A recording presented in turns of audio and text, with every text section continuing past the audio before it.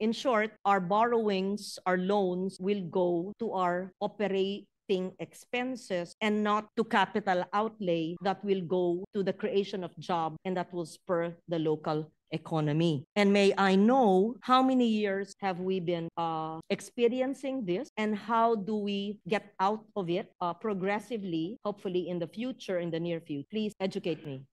Mr. President, in an ideal situation, we only need to borrow for capital expenditures, meaning all of our collection should go to current operating expenditures, meaning for salary payments, pangbayad ng kuryente, pangbayad ng tubig, bonuses, all of that should be funded by our own revenues. But there's a small shortfall in terms of our collection versus current operating expenses of about 37 billion, Mr. President. So it's a small shortfall. So two-prong approach, Mr. President. One is to collect efficiently, meaning our revenues, whether tax or non-tax, should be collected efficiently so that we can cover our current operating expenses. Number two is also cut on some of our current operating expenses.